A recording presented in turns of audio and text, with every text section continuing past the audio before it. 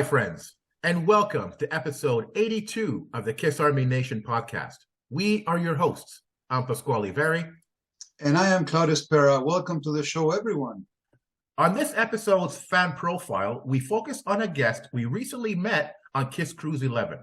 Claudio and I shared a lot of adventures with our next guest and his wife, Melanie, who also goes by the name of Bunny. We would like to share those stories with you. So, KISS Army, let's welcome Doug Bentley. Welcome, my friend. Good to see you again. How you doing, guys? How you doing, my friends? It's great to see you guys again. How you doing? It's been so long, good. My friend. Yeah. Well, 2 weeks ago tonight was the second show on board. We were going. You guys went first night, but we remember we saw Bruce together, Claudio. Yeah. You, me, and Melanie right up second row there, seeing the Bruce second show. That was 2 weeks ago tonight. Yeah. Awesome. Nice to see you, man. Very memorable. Great to see you guys. So nice to see you. We were saying off air that, we spent an intense 7 days together. So it's absolutely normal that we miss each other. And very much miss you guys. And, getting back to the grind, as Claudia was saying, it's like, no, it's not easy, man. Not easy. Yeah. No, it's not easy, but the next year's cruise has got to get paid for somehow, right? So, there you go. Yeah, exactly. We got to start saving. Yeah. So, Doug, my friend, for this episode, we will take a different approach to our usual fan profile format, okay? So we're going to learn more about you and your fandom through your KISS Kruise experiences, which were actually, they were amazing. So a lot to say on that one. So first, can you tell us a little bit about your fandom and how that led you to come on board KISS Kruise XI? So the fandom would have started with Destroyer. I'm not sure if I bought it when it came out. I know it was 16 magazine, right? With KISS on the cover was really my first introduction to KISS. And then Destroyer is what I bought. The solo albums, Alive was another one that I got. So it's been since the mid 70s. I saw just the Dynasty tour in 79, so that was my first show. And Montreal, right? In Montreal? Yes, yeah, in August 6th, 1979 in Montreal. And wonderful thing there is 40 years and I believe 10 days later, we took the kids to see KISS. In the End of the Road show I took. Annabelle was 4 at the time, and Hunter was 7. Oh my so the goodness. kids were little kids, and they got their early KISSdom from there. So that's where it started. And though in the 80s, I would say my fandom probably dropped off as I got out of high school and got more into the Clash and that type of music and started playing in bands at Station 10 downtown. Started that in about 86, 85. And then I played music ever since. And even when I went to Concordian Music, and even in Concordian Music School, the jazz school, we would whisper, I'd be with a guitar player and I'd be like, do you like KISS? And the guitar player who were studying these jazz charts, like, yeah, I love KISS. I'm like, me too, dude. And that was like a little secret that people shared through music school all through that. And then hey Doug, which instrument do you play? The bass. I'm a bass player by trade. Yep. 20 years ago I played on cruise ships on Royal Caribbean, the Sovereign of the Seas. 20 years ago I played bass in a swing band on board. Let me just rewind a bit. If I'm not mistaken, so that 79 show was the same show that you were in, right? Absolutely. Yeah. Holy moly, man! Look at that. Yeah, we were there. Yeah, together. Wow. We have to get a whole bunch of people together who were at that show and do a huge episode with all the people we know that were there. Oh, because the more people we talk to, the more people realize we're at that 79 show. Yeah, Montrealers who were there. Yeah, for definitely. Sure. Yeah. So what led you to come on board on KISS Kruise XI? So you were saying that your fandom in the 80s kind of went down a bit. Then I guess with the reunion it might have gone up, or with Revenge, I don't know. You keep going, my friend. It would have been with the reunion that it went back up. I was interested, but I went to see the Psycho Circus tour. I saw the Hot in the Shade tour in 90, which I'm grateful for. So 79 and then 90 was my next show.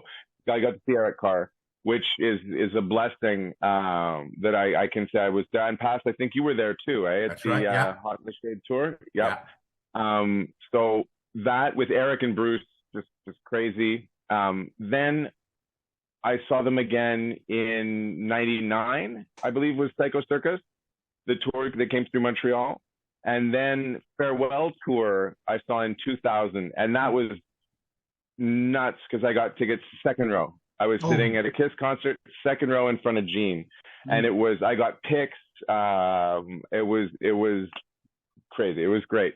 Then after that, though, there was a long denouement as well. I didn't see Tommy and Eric in the band until the end of the road. When my wife, we were driving home from work one day and she's like, KISS are coming. I'm like, oh, all right, that's cool. And she's like, do you want to go with our son? I'm like, yeah, why not? If tickets are reasonable. So we bought tickets. Then she's like, you know what? I want to go. I said, okay, that's fine. So we went to KISS together at the March show, the end of the road. And my wife walked in there, very, very casual fan, knowing like Detroit Rock City maybe and Rock and Roll All Night. And I mean, and Shut It Out Loud, she's like, oh, this is KISS? I'm like, yeah, this is KISS. And she walked out of the show completely converted. She was a rabid fan. When they came back, we brought the kids. She understood, she got it, and she got it deep. Like, she's a passionate person, and when she got it, so that pulled me and my fandom back in, because I mean, when End of the Road, during the first 3 or 4 songs of End of the Road, I was like, Detroit, there was Deuce in there. I don't know the exact set list, the order, but I just had like, I mean, tears dripping down my face and the biggest smile on my face. Not bawling, but just like, well, my eyes wouldn't stop welling up, and just watching them. And then my wife, seeing how my wife was enjoying it, and we walked out of there, she was completely changed person. She was one of us after that. And then when they came back in August for the End of the Road, we brought the kids, like I'd mentioned. And so we're a KISS family. And at that point, actually in 2019, she said, there's a KISS Cruise. And we tried to book it in 2019, and it was sold out. So we couldn't do anything about that. We jumped on the waiting list, and with COVID, we were able to go. We bought our tickets for 2020. Didn't happen because of COVID. And then we went last year, and then we went this year. So we were at our second cruise this year. And another thing that really entrenched my family and my wife, because when mommy's happy with something, the group's happy with something, was KLA, the KISS Live Auctions. My wife found that. I mentioned it to her that there's this thing that you might be interested in, and she's dove in headfirst in that. In just seeing all the memorabilia, buying some memorabilia, and the community of people that go on every night. And she really felt at home in that community of KISS people, of KISS fans. And we spend almost every night, at least in the auction, at some point over the evening. You know, we'll log in and see. And she knows a ton of people who we also spent time with on the cruise. There was a big KLA group on the cruise. And past, that's where you and I met too. I just remembered this tonight. My wife said to you during a KLA auction, because I'd mentioned to her about you, and she said, oh, he's on the KLA. And you were on one night, and my wife messaged you on KLA and said, hi, Pasquale, my husband listens to you. He enjoys your podcast very much. And you wrote back like, oh, that's wonderful. Thank you so much. Thank him so much. So it was through KLA that we originally met. Oh, and wow. Yeah. I remember that tonight. And as part of the community, like, the community is just so wonderful. And how can you not love it? You know, how can you not love it? And then we went on KISS Cruise last year, KISS Cruise this year. And Awesome. yeah, that's where we are now. Now we're home. Great Yeah. story. So, Doug, even before getting on board KISS Cruise 11, you also attended the Cruise Fest. Yes. So, tell us, for you, what were some memorable moments from day one, the Bon Voyage party? Oh, the Bon Voyage party was great. Like, I mean, hanging out with you guys. Honestly, like for every question that you're gonna have, hanging out with Pasquale and Claudio was a highlight of everything. From the flight, we sat next to each other on the flight. Remember, from the airport, the flight, the hotel, then on the cruise, like just you guys were a highlight. But specifically day one, other than hanging out and spending time with you guys, being around the other 250 or so people who were at Cruise Fest. It was, everyone's in their KISS shirts and we're all a big family and people are kind of like, hi, you know, and then people are all there for the same reason. Everyone's a group. That was a highlight. Meeting Todd and Anton was definitely cool.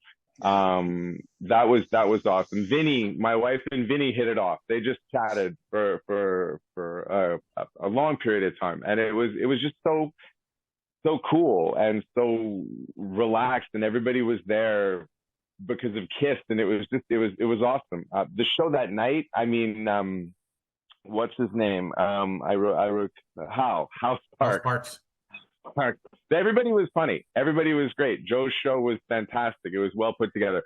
But Hal Sparks had me just going from the moment he walked on. He was absolutely incredible. Like I couldn't stop. Another moment where I couldn't stop tears from flowing down my cheeks because I was laughing. I couldn't stop laughing because Hal was just so amazing. That was great. That first day. I remember on that first day, I was telling one of our friends, Andy, that I'm having the best time of my life. And he says to me, but Pat, it's only the first day. I go, I know. Imagine the rest of the cruise and the rest of Cruise Fest. And Doug, like you, for me, the highlight was meeting you and meeting the fans. And I haven't been on a cruise since KISS Cruise V. So it was like starting over again. It was like getting reacquainted with the fans, you know, getting to see everybody that I saw online in person again, you know. And, you know, the minute Joe and Patrice announced Cruise Fest, right away, I want to jump on board and I want to become a volunteer. I want to help them out. That's right. You know? Yeah, that's right. You dove in head first to that. Yeah. Oh, Claudia and I did, absolutely. Because we want to be a part of something special, and we want to be a part of something special with all of these amazing fans. And that first day was chill. We were on the terrace outside. Beautiful evening. DJ Noise playing music. DJ Noise's party. He's very good. Oh, he's really good. He's amazing with everything he does. Very good. Yeah. And we're just chilling back there with Tom Feeney and just having a great time with the fans and drinking and chatting. It was very simple the first night, but it was so much fun. And then to top it off with the comedy night. What a way, you know, laughter is a great way to get the party started. And Joe and Patrice created a foundation for what was going to be an amazing 7 days with Cruise Fest and the cruise and the KISS Cruise. So, Claudia, what are your thoughts of Cruise Fest? Well, you know, guys, basically what you were just saying, you know, from the very first moment that we were at the airport when we met, you know, Doug and Bunny, and I saw that you were talking to them, and then, you know, people started showing up with KISS t-shirts, and I was thinking, this is Fantasyland, you know, and that was nothing, you know, compared to what came after. So even on the plane, you know, the guy, you know, on the speakers, you know, greeting, greeting the people going to the KISS cruise. It was fantastic. And then I think that it was the right setup for Cruise Fest. I think that we all needed to kind of chill the first day and be prepared for what was coming after the second day.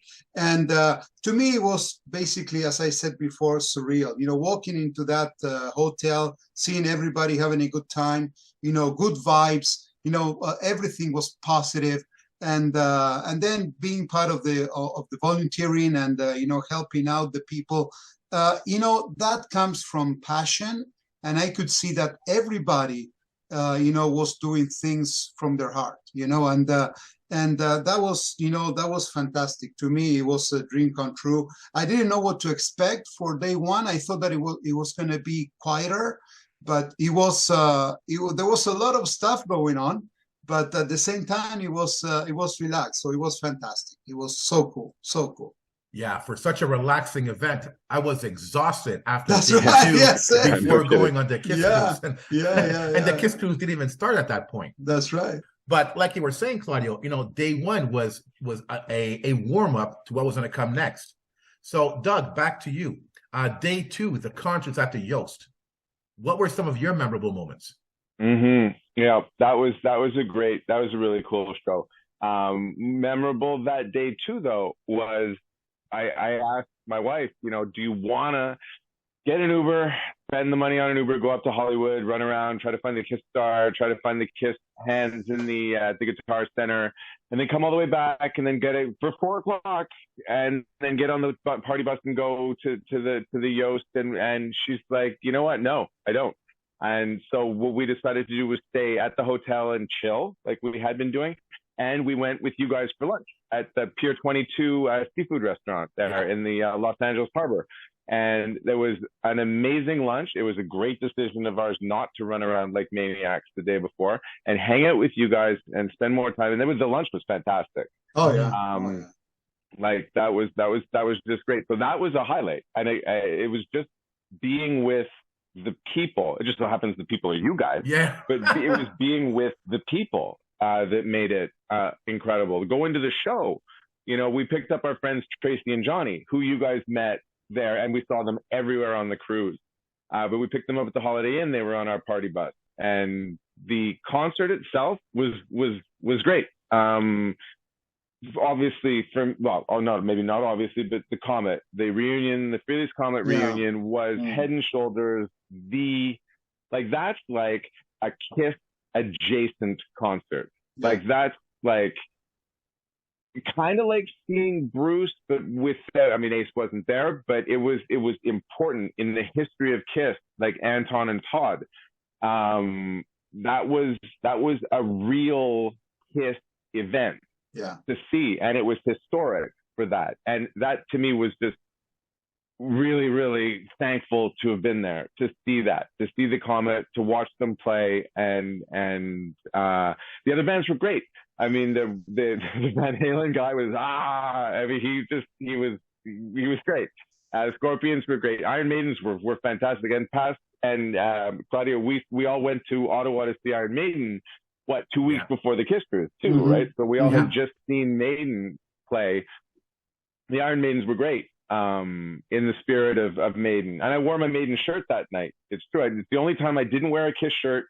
True. That's right. Yeah. I wore the Canadian Iron Maiden t-shirt for the Canadian date. They were great. Who else was playing there? After the Iron Maidens, after the Iron Maidens, it was the Comet. And the Comet were just fantastic. They were just incredible to see. I'm very grateful to have seen them.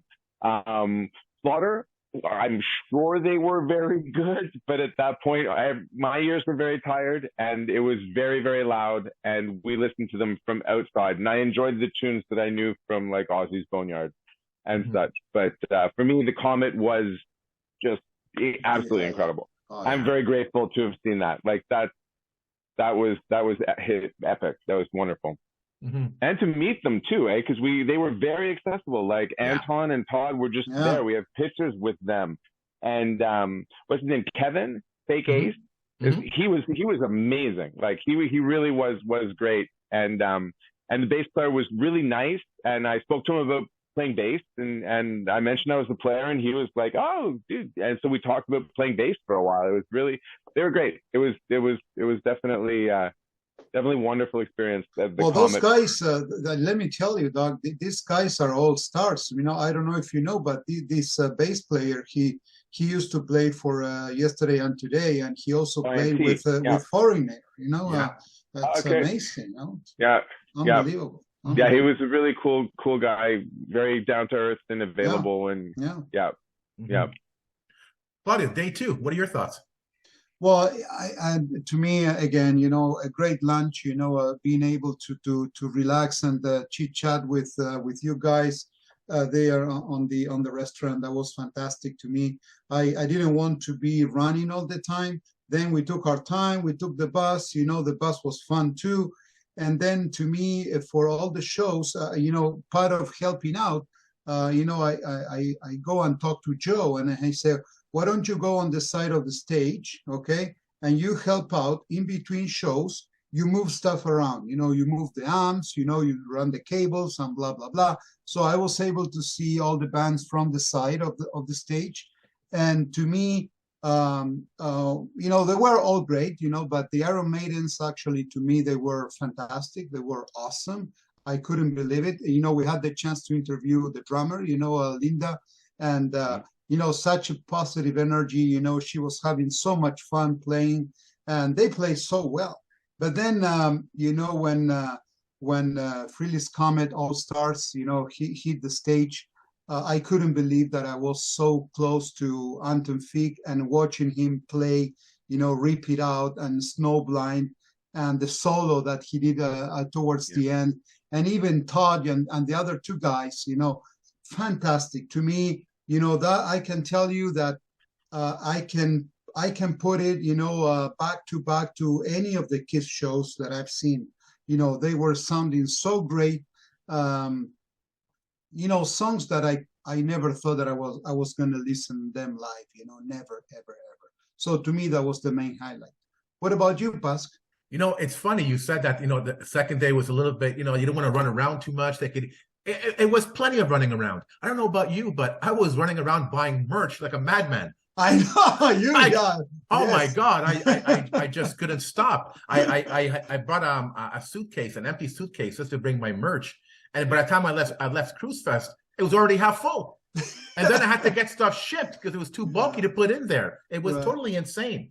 But despite the running around, when we got to the Yoast, I took a moment to just stop and look and just absorb everything that was happening, because oh my God, we're at the Yoast in the middle of downtown LA, about to see these amazing bands. We're about to go on the KISS Cruise the very next day.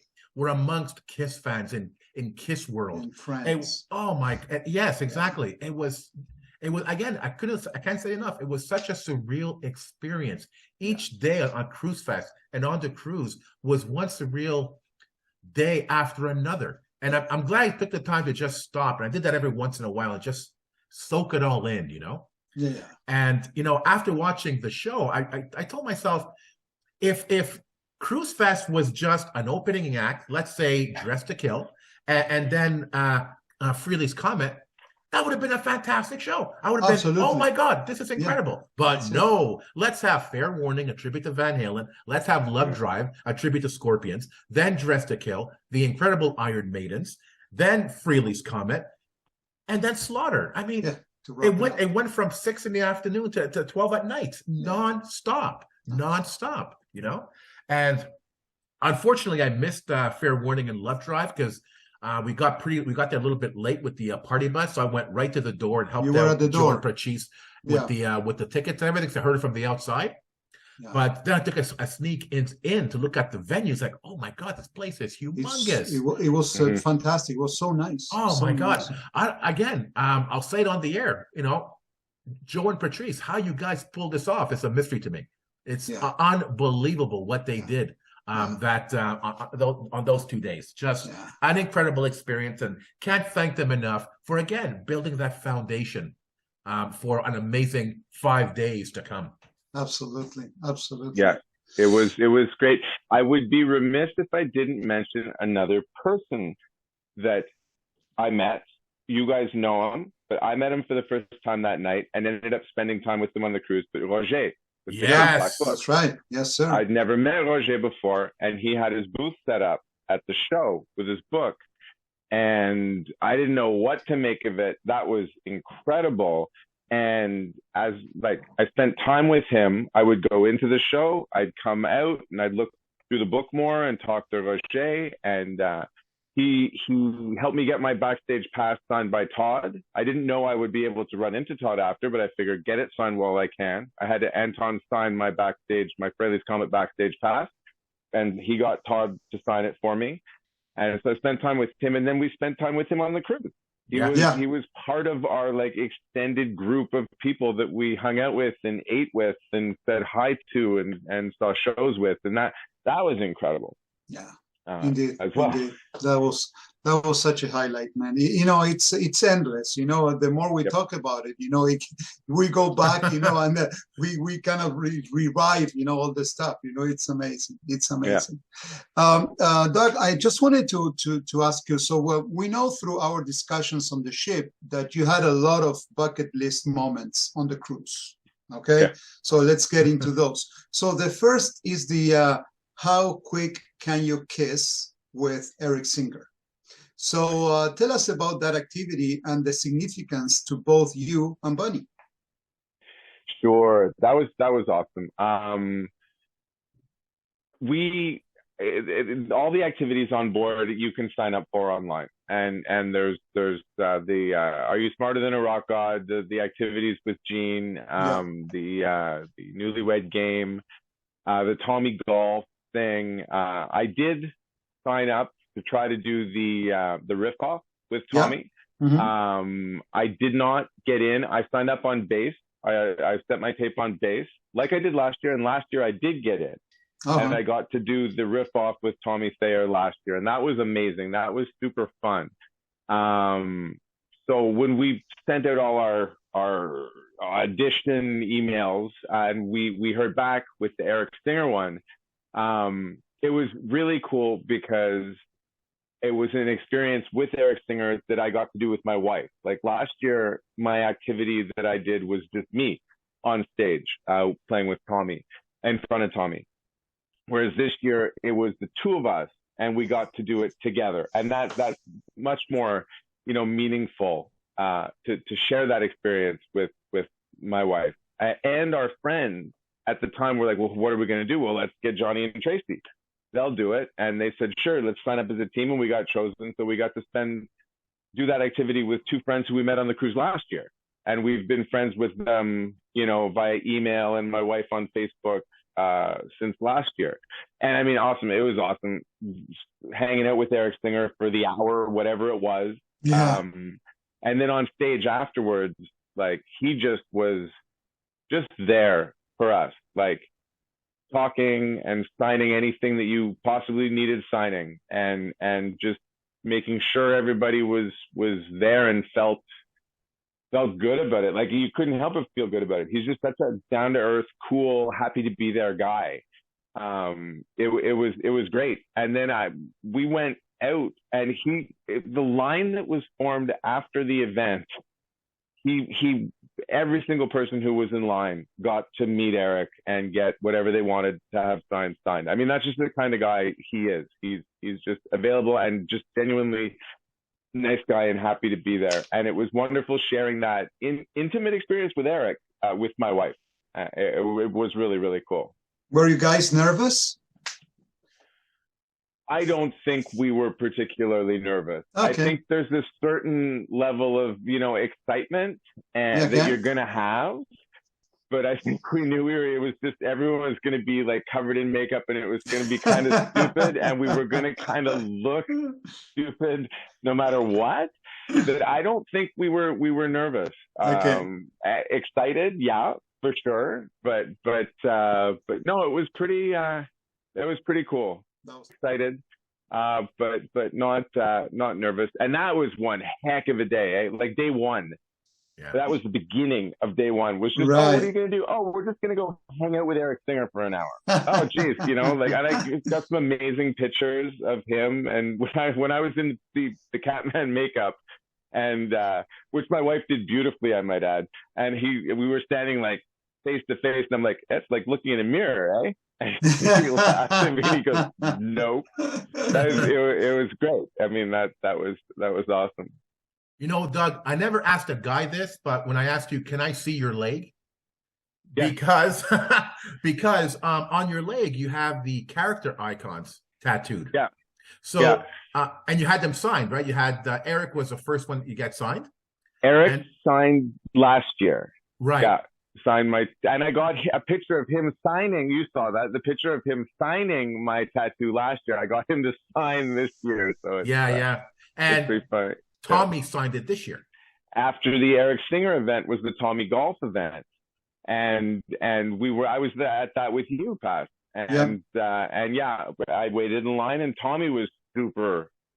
He was great. There was a whole lot of us. Were you in line with us, Pat? Not for that, no. So I was in line with Roger, and Roger had his KISS Black Book and the cover of it, and the only KISS member he hadn't had sign that book was Tommy. Okay. So his mission was to get the Black Book signed by Tommy, and I wanted to get my tattoo signed by Tommy as well. So we were looking at one side of the sports court, and then I'd go up and look to see where Tommy was, and I'm like, Roger, he's over on this side now. So we'd move along, and Roger got his book signed. And I waited in line against the rail. They said, go against the rails. Tommy will sign one thing for everybody. Just be cool. And we all just waited against the rail. And Tommy came out and he did one after another. People, boom, boom, boom, boom, boom. And he was awesome as well about that. Now we all have tattoos for a particular reason, right? So what's the significance of the icon tattoos for you? I love them. I think they're when I was trying to figure out what I wanted to get, what KISS tattoo I wanted to get, that just came back a couple of times. I thought of the back cover of Hotter Than Hell, and I'm like, that's just so like all over the place. It's cool, but it's all over the place. KISS Army was something else I thought of, but it was the icons that I wanted to get, and then now getting it signed. Well, the icons are so cool, Yeah. Man. Do you want me to show it to you? Here we go. This is gonna make for good internet. There you go. See. Speak up. There you go. Okay, Eric. That's Eric at the bottom, and then Tommy in the back there. There you go. No, there you go. That's where the camera is. That's it. Good. Yeah, so that's Tommy, and then the icons. Yep. Love it. Yep. So my mission moving forward is to get Tune and Paul. I would assume on that. Yeah, and I mean Peter and Ace too, if the opportunity would present itself. Of course. Sure. And speaking of a bucket list, so you also needed to complete the signatures for your Unplugged. Two questions there, Doug. So why was that so important to you, and how did you manage to get that signature? Well, I knew last year on the cruise, it was such a crazy experience, being on the cruise for the first time, and you see, the way things go on the cruise, and I knew that you have opportunities to get stuff signed. So over the course really of the year, we'd look at our collection, because we have a collection of signed stuff from KISS, and we look, what would we want to get signed given the opportunity. And I picked up the flat for Unplugged from eBay from Michael McVeigh. He's on KLA as well. I bought that from him, and it had Ace and Peter already signed on it. So I knew that I'm missing all four guys who were on the ship. So I figured the best item that I had to go try to get signed would be the Unplugged flat, because it already has Ace and Peter. Everybody else is on the ship. There's a good chance I can get it signed. And Eric signed it right away at the makeup event that we had. The activity. Bruce did the meet and greet there the next morning, right? Or was that same morning? It was that same morning, day one. Yeah. Bruce. I met Bruce, and he signed the flat. So I had Eric and Bruce, Ace and Peter. Now it's just Gene and Paul. So the hunt was on. I would wear my satchel everywhere to try to, if the opportunity presented itself, because we ran into Paul 3-4 times, but he was always like this way, that way, and busy. But I knew you can run into Paul if you're in the right right place at the right time. Ran into Gene a couple of times, but again, he was just zoom off into the elevators. But if the opportunity presented itself, I was ready to get that signed. Yeah. So the final and most important signature to talk about was the signature from Paul to Bunny. Now, Yes. This is a great story. Take us through the special significance of that signature and how that came about. Okay. So my wife has this as I'm sure it's on Facebook on the cruises, so it's out there. But it's a picture of a tattoo of Paul Stanley taking off the Phantom of the Opera mask. Phantom's a big thing for my wife. KISS is a big thing for my wife, so she got that tattoo.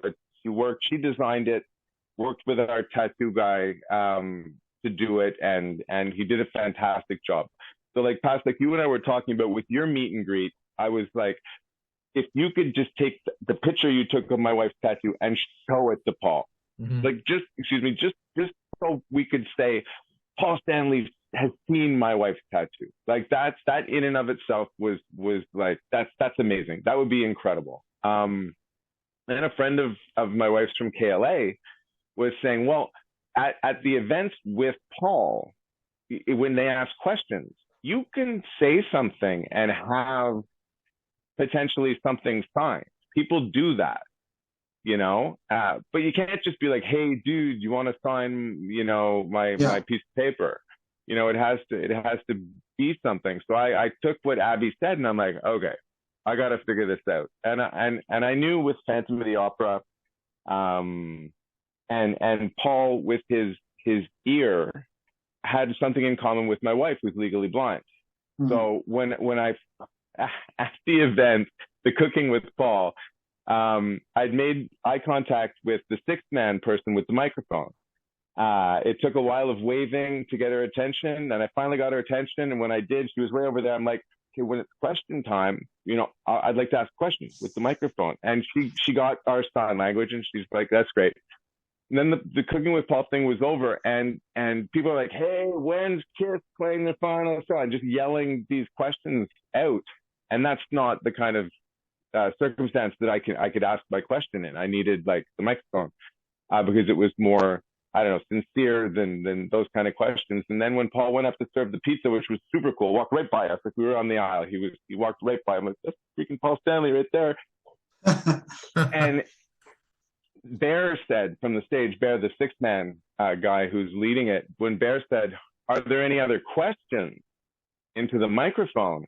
Laura, sixth man, not the sixth man Laura, but the other more important sixth man Laura, and I looked at each other and she was like, yep, right here. So I got the microphone and I go, oh crap, I've got the microphone. This is exactly happening.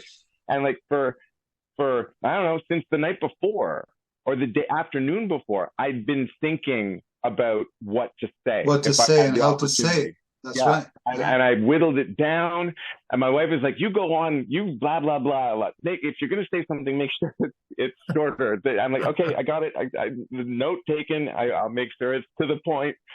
And yeah, when I just said to Paul that it was just crazy that I was talking to Paul Stanley, but in front of 1,000 people, which was cool. But just told him that, my wife, legally blind since birth. And when she found Phantom of the Opera at 7 years old, she'd been having a rough time in school, being made fun of, not an easy time, that when she found Phantom, it really spoke to her, and as does KISS. And I'd like it, I don't remember exactly what I said, but if you could just see her tattoo. And he came down and looked at her tattoo and he was like, oh, wow.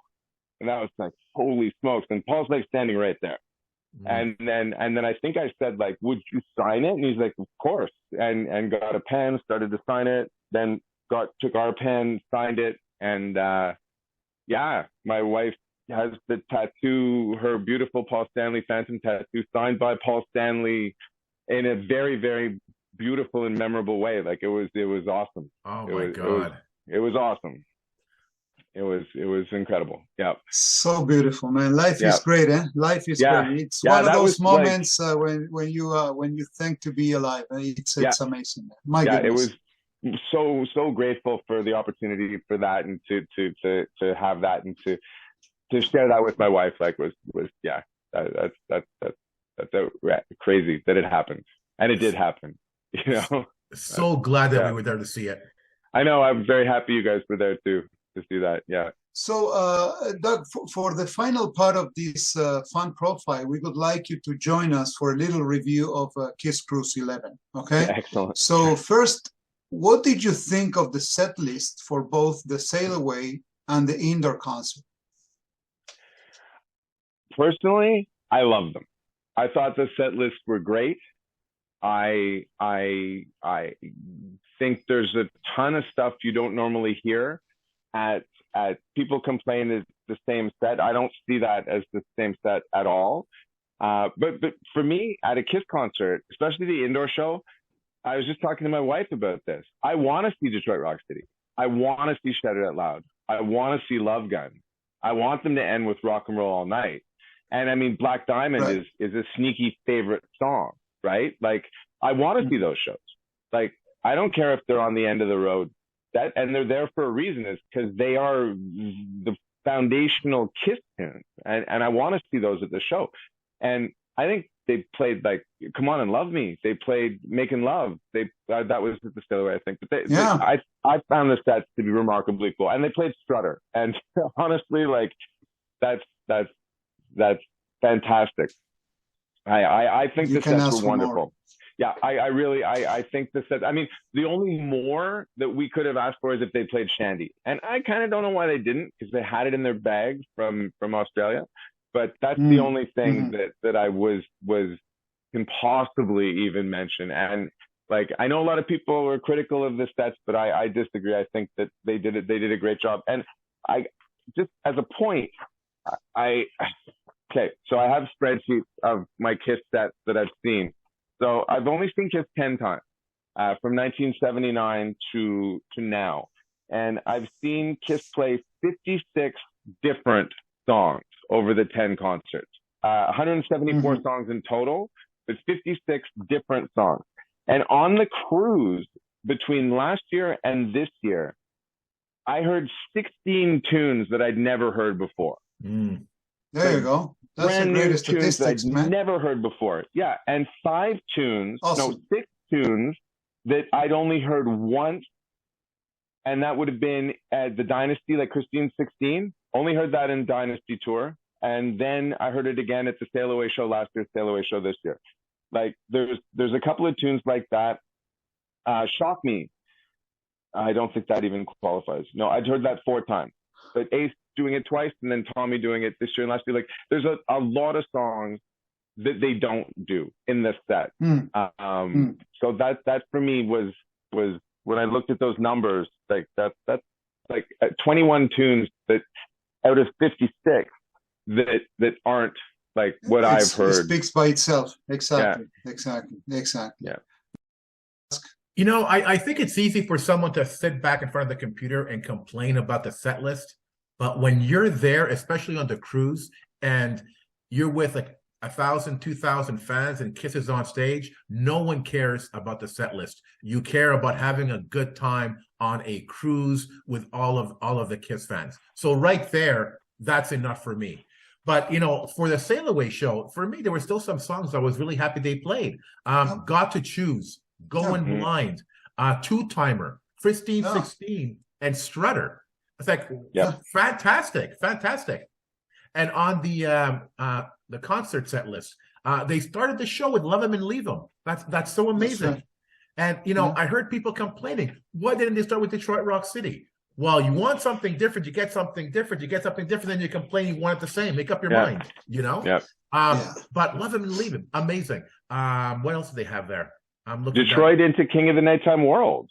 King of the Nighttime World. I mean, that's crazy. Detroit right into that. Like, that's incredible. Yeah. One of my favorite songs, Come On and Love Me. They played Making Love, Parasite. Oh, come on. Take me. Yeah. You know, and you're gonna sit back and complain about the set list? No. To me, it was an incredible experience. Songs notwithstanding, and even the song that they played, for me, made it even that much more special. Absolutely. Absolutely. Claudio? I think there is a reason why we're doing this podcast and why we're having Doug, in this episode. I think we're all kind of similar. We just wanted to be there for the fun, okay, for the enjoyment, to be with our friends, to enjoy our favorite band. I didn't even care what they played on week one. There were people sneaking, trying to find what they were playing, if it was a spoiler or not. I didn't care, and I don't care. So to me, I didn't go with a kind of a criticism, approach, trying to judge what they were doing. To me, the Sail Away, I loved that it was electric instead of acoustic. I have nothing against the acoustic because I also enjoy them, but the fact that they were playing electric and most of the stuff, let's say from the Alive set, which I love, you can't go wrong. You can't go wrong with that. And again, there were a lot of people criticizing KISS because they were not playing enough material from Rock and Roll Over. You get it, but they played 4 songs from Rock and Roll Over now. Yeah. So Love 'Em, Leave 'Em, Making Love, Take Me, So what else do you want? And I agree with you. So a KISS show without Detroit Rock City, without Shout It Out Loud, without Rock and Roll All Night, is not a KISS show. So give me a KISS show, surrounded by friends, and I'm having a blast. That's all I care. That's all I care. Yeah, well put. Exactly. Now, I don't know about you guys, but for me, Bruce Kulick is always a highlight. And, I've heard about Bruce Kulick playing on previous cruises, and I was so happy to have the opportunity to see Bruce and his incredible band play this year. So, Doug, what did you think of those performances?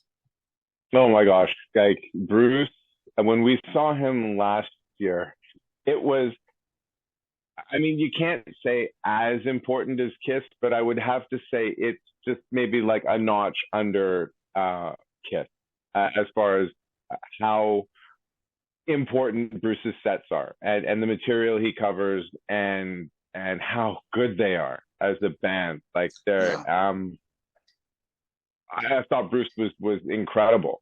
There's no two ways about it. The set list, the set list, the musicianship of the band and just how great they are. Like on a cruise ship in the middle of the Pacific Ocean with Bruce playing, it's dark, it's a little windy, there's some smoke coming from the stage, and there's, 1,000, 1,500 people, maybe 2,000 behind, and everyone's singing "Turn on the Night." Yeah. And everyone's got their arms up. It really, really doesn't get any, more awesome than that. And that's including even the KISS stuff. That was absolutely profound. That moment, and there were so many moments like that with Bruce's shows. It's incredible. When the sets, when he played Sure Know Something, right? Couldn't believe he was playing Sure Know Something. And I know that my eyes welled up during that. Of course. From it was KISS was awesome. KISS is always awesome. They're great, and the sets were amazing. But Bruce was powerful, and it's and watching that second show with you right there. Second, we were right up at the rail. It was really, really, really powerful stuff. It was amazing. Yeah. Claudio, your thoughts? Well, look, I cannot find better words to express, everything related to Bruce Kulick than what just Doug said. This is exactly, what I could have said. I can tell you that to me, it's a perfect combo. To me, we have KISS, the Sail Away, we have the indoor show. But if you do not have Bruce Kulick on the cruise, I don't think it's the same, right? Because he covers so much stuff. And he gives fans actually, and I'm not saying this in a bad way, but he's giving fans what KISS is not giving fans now. So KISS Yep. is playing the stuff that makes us happy, but I don't think that we wanna listen to KISS in makeup playing, I don't know, King of Hearts, right? So then to me that was the highlight of the cruise.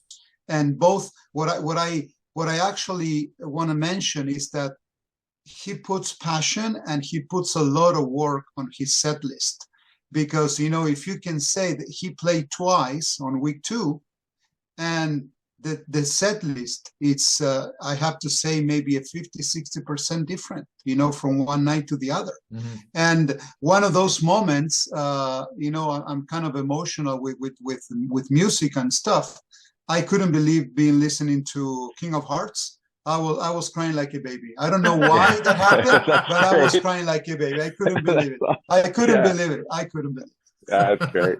What about And- you, Pasc? And Pasc, I think sorry to interrupt, for the first Bruce show, Pasc, it was the 4 of us together, I think, with Alf too, and Andy. It was the 6 of us right up by the rail. Yes, right. doing the Yeah, first Bruce we show. were on Yeah, we were all Zach's, together for that show too. on Zach's side. Yeah, Yeah, that's on right. Zach's side. Yeah, That's right. And now, Doug, please don't kill me, because you said that, Bruce is like a notch below KISS. I believe that Bruce is a notch above KISS. And Claudio, you said that it wouldn't be the same without Bruce on the cruise. The cruise wouldn't work without Bruce on the ship. Because as much as fans complain about the KISS set list, I think fans tend to forgive KISS for it, because they know they're going to see Bruce and his band That's right. play Exactly. these songs that Exactly. KISS will never play. Yeah. And KISS knows this. That's absolutely. That's why they bring him. That's No, right. absolutely. And as much as I love KISS and the other bands that were playing on the ship, I really enjoyed Stryper, Plush, some really amazing bands. Bruce Kulick and his band was the only time on the ship where I was like completely lost in the music. And Doug, it's funny because you mentioned that we were all together in the front. I don't remember that. You don't remember. I don't remember that because I was so lost in the moment. Nothing around me mattered but what was in front of me. And Claudio, you cry like a baby when they played King of Hearts. For me, it was Sword and Stone. Oh, really? Sword and Stone was incredible. I'm getting chills just talking about it. They played Sword and Stone live. I mean, that's insane. It's one of my favorite KISS songs, and it was never released. No, it's a great tune. It's a great tune. And another great thing about this band is that, and I'll be honest once again, I'm not crazy about Gene's songs in the 80s, but when they play it, it's like, I get it. It's just so powerful live, A Paul song, Bang Bang You. I hate that song with a freaking passion, but oh my God, they made it work. It was incredible. No. Oh, I want to throw up. I hate that song. I was singing to it. They make you rediscover these 80s songs that you may have dismissed or not even liked. And now it's like, wow, this is just incredible stuff. And it's a testament to this band that they could do that. And actually, that you're talking about the band, and Todd and Brent and Zach, they're KISS fans, and they know, how to play it, and the passion that they put into it. That's why it sounds so great, So those guys are amazing. That band, man, it's unbeatable. No, I see that band as the future. Once KISS hits the end of the road, and I don't see them playing the same 80s set list. So I think it would be cool if they actually expanded into the 70s and they expanded into like the Sonic Boom stuff and the Monster stuff. Imagine their take on all of those songs. And we got a taste of that with Sure Know Something and The Oath. Yeah, The Oath was incredible. Like, I can't believe they pulled that out. Yeah. Oh my goodness. I just want to mention something that it's a complete topic in itself. I don't want to kind of take much of the time, but after Bruce Kulick's band performance on week 1 and 2, and with KISS adding dates to 2023, there's more and more people asking for Bruce Kulick's band to be the opening act for KISS. That would be incredible. This is getting really serious now, man. So there's many people talking about it. So you know what? That would be a dream. That would be a dream. At the very least, at the end of their final show, Bruce has to play that final show. Yeah. There's no doubt. Sure. No doubt. Sure. Yeah, that's reasonable. It's everyone being so busy with their other projects too, right? Like Slash, Todd and Brent are in Slash's band, and they're busy. Bruce is in Grand Funk, and they're booked like 150 nights a year, 100 nights a year too. Yeah. So pulling all that off, that was always the talk, that it would be great, but and Zach is with Corey Taylor, that they're busy. But yeah, man, that would be amazing to have them play. And for us, the night two, the show two, we got to see Bruce open up for KISS. And that was like, that was incredible. Like Bruce was the opening, did his full show opening, and then we just walked right over and saw the KISS indoor show, and it was like, holy smokes, this is like, it can't possibly get any better than this, because this is the best. It's so we just sat there and we're like, oh my God, really? Okay. What a night. What a night. Oh my God. It was nuts. Oh my God. Hey Doug, just a question. Did you catch any of the other bands, and which ones, and how would you rate their performance? Which ones do you like the most? Well, I gotta say, like right after Bruce, opening for KISS, which was epic, we went to Dueling Pianos, and that was just incredible as well, for in a different way, but more of a participatory way, that people were singing along and getting into it. So really, my favorite other band that played was the Dueling Pianos, with Tyson and Cal. They were incredible. I hope they're on every cruise. I hope they're everywhere I go. I hope if I go out to dinner this weekend, that they're there and at the restaurant, and that we can have the evening with them doing a set and playing. You know, like they're wonderful. And I heard your guys' interview with Tyson, and it was great. He's just like that, and they're the best musicians on the ship. There's no doubt about it. Out of all the musicians on the ship, that Tyson and Cal are the best musicians on the ship, out of a whole lot of really, really good musicians. They're my favorite of the other acts. I saw Sisters Doll. I like Sisters Doll. They're very good. I mean, hang on. No, Black Label Society. Black Label Society. They're amazing. Zach is fantastic. I thought they were sensational. Buck Cherry's not really what we're too into, so we didn't give that a lot. Striper, I saw, they were fine. They were good. And I didn't stay for the whole thing, but I enjoyed what I saw. My wife and I watched it. They're like, yeah, this is fine. It's great. And Sebastian was pretty funny. That was fun.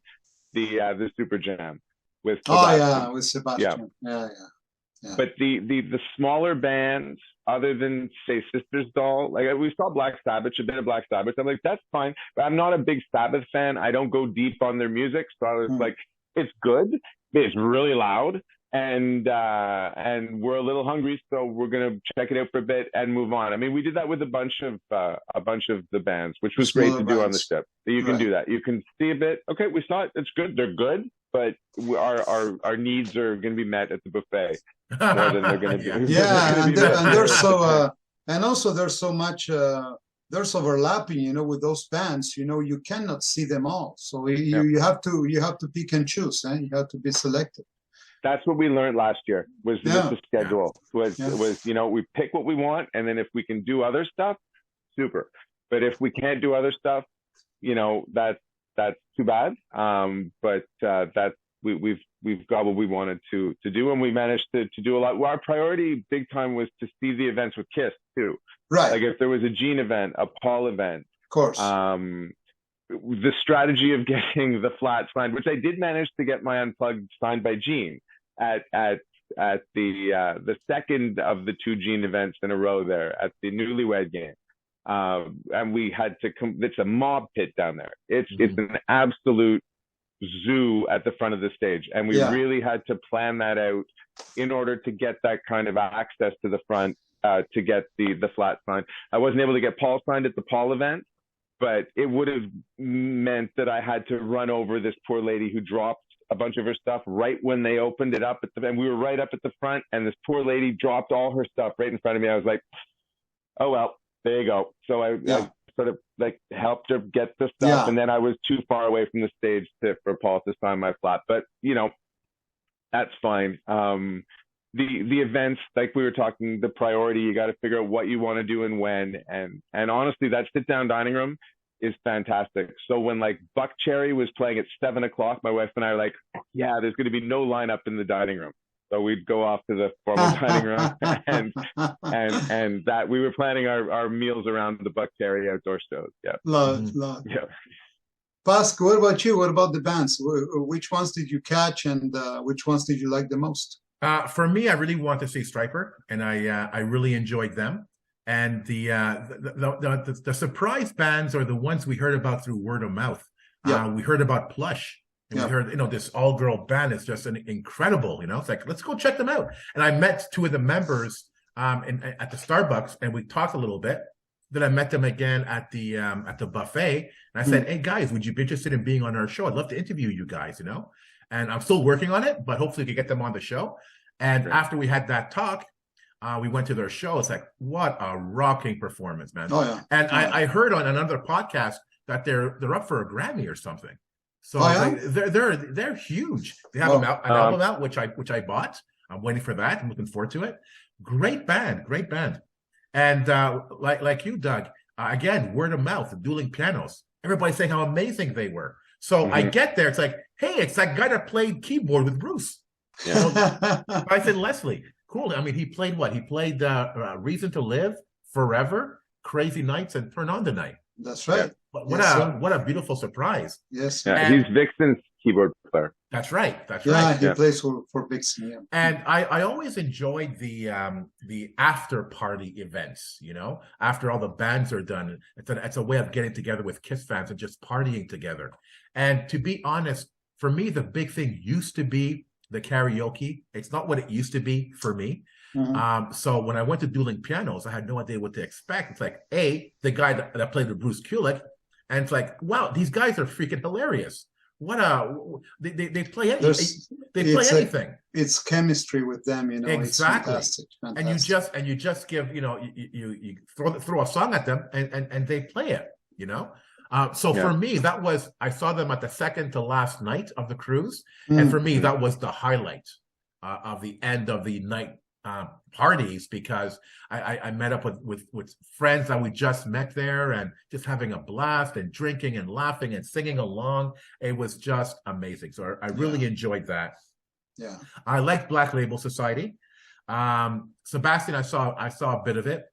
And I got to be honest, Buck Cherry, I know how popular they are, but it's not for me. And I just feel that they're a little too crude for a KISS cruise, in my opinion. I'm no prude to say that, I'm really not, but I think it's the F-bombs left, right, and center. I think for a KISS cruise, it's a bit much and not necessarily my taste. But, for me, I think the bands on week 2 were superior to the bands of week 1. Yeah. So I'm glad that we saw the bands that we did. Yep. Yeah. But I mean, Black Label Society, just they're incredible. Yeah. Like they're really, really, really, really, really, really good. I knew they'd be great. Like it's Zach Wilde. He has the reputation in the band and people love the band. But when I saw it, I was like, holy smokes, this is really, really, really, really good. I was surprised, pleasantly surprised at how much I enjoyed it. Oh yeah. Amazing. Claudia? Well, there's so much stuff happening on the cruise that, as we were discussing, it's impossible to see all of the bands. In my case, I loved Plush. I remember, being part of only a couple of songs for the first time they played the first show, and then I remember we talked, here in the group, Pascal and Andy say, "Hey guys, we need to go and check them out." And what a show, man! Oh my God, such energy!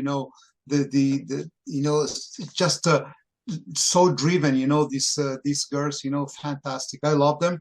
I agree with you. The dueling piano was another highlight, another big point of the cruise. I loved, really, in my case, I love Sebastian. So even though he's a character, whatever he does to me, he touches. I loved, the jam with Tracy Guns playing there, with Brent Fitz playing the drums and the other guy on guitar, really, really fantastic. I liked Striper, no denial. They are a legend, I love them. You can tell that the guys are really, really professional. They know what they're doing. They have a strong product. Black Cherry, I have to agree with you. I listened to a couple of songs and then I took off. Black Label Society, I recognize, Zach Wild, it's a hell of a star, but it's not my cup of tea. It's not the kind of music that, I cannot stay for a whole show. But you have to recognize that the guys are awesome, musically speaking. But then I could have loved to see, because of overlapping and stuff, I could have loved to see Richie Kotzen. Everybody was talking about that guy. Yep. And he's well known. Most of the musicians went to see his show. Paul Stanley, Tommy was there, Eric was there. That's what people told me. But for one reason or the other, I couldn't go to any of his shows. But they were saying that he creates such an atmosphere when he plays that it goes beyond the music, And the guy, he plays without a pick. He plays with his fingers, It's amazing. But so basically, the same stuff that you guys were saying. I didn't see all of the smaller bands. I saw a couple of songs from Sisters Dolls. I didn't dig it, kind of okay, but nothing wow to me. But that's about it. Okay, so just one final question before we wrap up this amazing discussion. It's been so much fun to reminisce, Doug. Having met you at the airport and sharing all those experiences with you, and now here we are on the show, just talking about this experience that we had. It's just incredible. So thanks again for being on the show. Oh, thank you for this. I really appreciate it. It's a blast. It's awesome. It's a blast. So again, one final question. So they announced a January 2024 KISS Cruise with a KISS Sail Away, Soul Station, and the Gene Simmons Band, and then Tommy and Eric possibly doing something as well. So more details to come. Doug, what are your thoughts about the 2024 cruise? Well, like you pointed out before, with Bruce being, I had 1A when you had Bruce a notch above. I'm presuming Bruce is going to be involved, the usual 2 sets from Bruce. So the way we've talked about it here in the house is KISS Sail Away show, Gene Simmons Band, Soul Station, 2 Bruce shows. Like right there, that's 5 shows that are going to be highlight shows. I like the Soul Station repertoire. I think it's really cool what they do. Yeah. Bruce obviously is it takes an even more important role next year. Gene Simmons Band are great. I don't know if he's going to have the Talisman as his band, like Ace's band there. I hope so too. With Brent on drums, because that was it. It was the Talisman and Brent Fitz. To me, like it's amazing. It sounds great. The indoor show won't happen, but that's okay. That to me, as long as there's Bruce, and because Gene Simmons Band plus Soul Station, that's as good as an indoor show if that's what we're gonna get. And to me, I'm excited about it. And leaving it in Miami too is we left it in Miami last year, and that was easier to manage than out of LA. Mm-hmm. No, we're all for it. We're even talking about bringing the kids next year. There you go. Nice. Because it'll be I think a little less Zach Wildy and Buck Cherry, and more Soul Station-y. If it's gonna move a little bit, it'll be a little bit more kid friendly as far as the activities go. So yeah, we are talking about bringing the kids, and I'm pretty sure that we'll be there. Yeah, well, I mean, we put money down on board, right? We just had, Yeah, you could put the money down on board, so we have committed to something with Norwegian Cruise Line. So yeah, so I'm actually pretty psyched for it. I think it'll be very cool for next nice. year. What about you? Claudio, what do you think? Well, I'm on the verge here, so I don't know. I'm tempted. Exactly as Doug was saying. You have already five. If Bruce is there, you have five big shows. But at the same time, I have to acknowledge that the Kiss show with the makeup, to me, it's a hell of a reason to go to the cruise. It's a Kiss cruise, and I don't know. I don't know. To me, it's I'm interested to see what the dynamics are going to be and what kind of people are going to go. Because to me, one of the main reasons to go to the cruise is to meet, with people, with friends, and make new friends.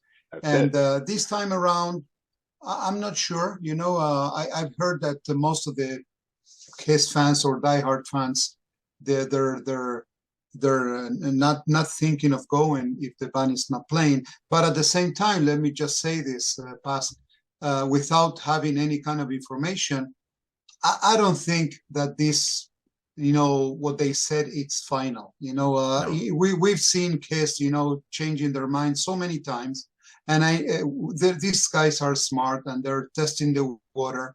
I'm sure that they might come up with something to play again. The four of them, maybe a shorter show or something. Something more private or whatever.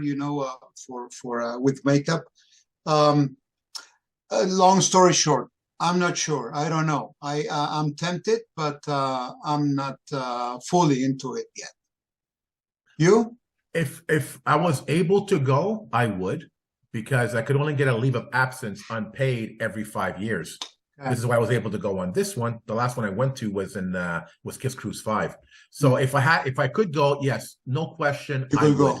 I would. But is this a KISS Cruise in the traditional sense? I don't think it is. I think it's more of a KISS related cruise. Yeah. And again, I got to be honest, I was a little disappointed when they announced that KISS is going to play on this cruise, because I felt that what made KISS Cruise XI special is that this was the last time they would play on the ship. And now here they are announcing that they're going to play again on the next cruise. So it took away what was special about this trip for me, But I always envisioned following KISS cruises after this one to be sort of like an expo on the high seas. Right, exactly. And I think that the next cruise will be more like that. And I have a feeling that KISS is probably going to change their minds and switch from a sail-away show to an indoor show only. I doubt they're going to do both shows, but I think they're going to switch if they're going to play it smart. Because if they want those numbers in, they're going to have to do that. Because, something's going to happen. Yeah, because Claudio, like you had talked to a lot of fans, and a lot of the diehards aren't thinking of going. They're saying that now. Yeah. A lot of them are not thinking of going. That's Yeah, right. but When the time comes, they're going to change their minds. I've heard from people who are, 10 timers, 11 timers. They're like, of course we're going to go. Like, we go to this thing, right? No matter what, and I think as it gets closer and we see what's going to be offered, like, one thing I did think of is you have the Revenge Band on board. You have Bruce, Eric Singer, Dean and Paul. Yeah. So that's not makeup. Oh, that would be crazy. That would be crazy. Yeah. Yeah. That's something. I mean, who knows? But that's something. And yeah, I think it's going to be called KISS Cruise 12, and it's going to be a KISS cruise, and the people from all the different groups of people, you guys, the KLA people, the people we've met through Cruise Fest, everybody who's like from a, hey, how you doing, to just people in the elevators. Yeah, I think that community is going to be on board.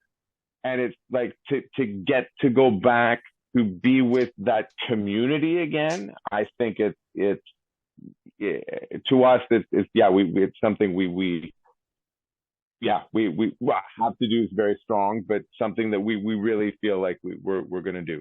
Yeah. The Of course. community is so important. It's so special. It's so rare. You know, Yeah. and they all meet in person in this one Yeah. spot and celebrate for 5 days, and then everyone goes their own ways and does stuff like this. You know, talking about it. So. No, like you, the community is the important part. But like, again, there's a lot of KISS related bands playing, right? I would love to see Soul Station live. Gene Simmons live I've seen the solo band, but I would love to see them again. You know, Bruce Kulick with KISS playing either indoors or out. They're probably going to have KISS tribute bands as well. So it might be in a sense more KISS if they have KISS related bands. It would be cool if Ace Frehley played, because they're not going to lower the price of this cruise. But in order to justify the prices that they're charging right now, and they took away the autograph, took away the pictures, and now the indoor show, they better have something that's going to kick butt to get people to go on this ship. Special. Yeah. Yeah. I think they're still throwing ideas, to see what the reaction is, because just think of this. If they could have announced Bruce Kulick as they did with, let's say, Soul Station, Gene Simmons band, had they said Bruce Kulick band, that was already a sold out. To me, I don't know why they didn't do it. So maybe there's a business, going on with Bruce. They still have to make arrangements with him. But Bruce, he's gonna get on board right away, no doubt about it. He's up for it. I don't know why they didn't announce it. So let's say that if the pre-sale goes before the lineup is announced, as it normally is, okay. So then you're going to be booking without knowing if Bruce Kulick is going to be on the ship. So that's kind of weird. That's a good point. I think for this cruise, I think fans are going to want to know what the lineup is going to be before they commit. Yeah. Unlike previous cruises, I think it'll be more important to the fans to know. That's good right. point. Good point. That's right. Doug, any final comments before we wrap up the show? Holy smokes, probably like 100 final comments. But really, it was an absolute pleasure meeting the two of you and spending the amount of time we did together with Bunny, myself, and you guys, but also the quality of the time that we spent with you guys, from hanging out in Cabo, and then we went our way in Cabo, you guys went your way, and then we met you guys again a few hours later on the beach in Cabo. Like it just like, thank you for being there on this cruise so we could spend the time and become the friends that we've become because of the shared experience, an incredible experience together. And that's I guess where I'd want to end it, because that's like all the other stuff aside, it's the community that really means the most. The KLA community, the Cruise Fest community, you guys, that the experience of living that for the 5 days is it's a life event that is really, really profound, and you have to experience it to know just how deep it runs. And thank you for being part of our experience and letting us be part of yours. Well, thank you. We feel the same, and I say we because we talked about this with Pask on our way back, and we're so happy to have met you guys and spend so much time and quality time, as you said. This was a life-changing experience in my history, and I think in Pask's also. We've been through so many KISS-related events and things, but I don't think that anything tops, what we just lived on KISS Cruise 11. And you were a big part of this. So this is the least we can do, to have you on the show. This is just the beginning. We're just getting started, as Paul says, Thank you so much. Thank you. And, again, hope to see you soon, both you and Bunny, and send our kisses to her. Thank you, Claudio.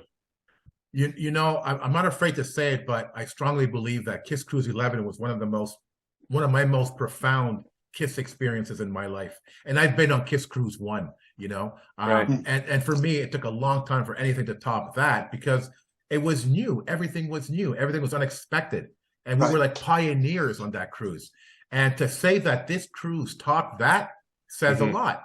And it wasn't because of KISS. It wasn't because of the music. It wasn't because of the activities. Doug, it's because of you and fans like you and Bunny and the fans that we met on the ship and the community that we met on the ship.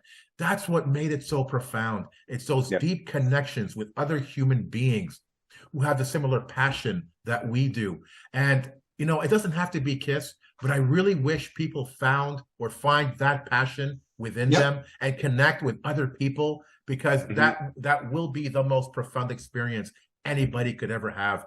And I said it once and I'll say it again. I am blessed to be a KISS fan because KISS has afforded me so many opportunities to meet people like you, to meet the community, and just have one incredible experience after another. And to have this particular episode is equally as amazing because in a sense now, this is a close to our KISS Cruise experience. And like Claudio says, this door closes, another one is going to open. That's And right. I am looking forward to more KISS experiences with you and Bunny, Doug, and more experiences with the KISS community. It's going to be, like Claudio said, just the beginning. Right on. That's great. So once again, thank you so much for being on the show. I hope people watch and listen to this show and really get a taste for how incredibly profound this KISS Cruise experience was for us, and I'm sure for everybody else on the ship. And to the KISS Army, we really hope you enjoyed this episode. I know we did. If you have any questions, comments, or ideas, please send them to talktome@kissarmynationpodcast.com. Until the next episode, remember, never stop rocking. Take care, everyone. If you enjoyed this episode, like and subscribe on YouTube or follow us on Spotify, Automatic, iHeartRadio, or wherever you listen to podcasts. Don't forget to make yourself heard. Leave us a comment on Facebook, Twitter, or Instagram. See you all soon, KISS Army.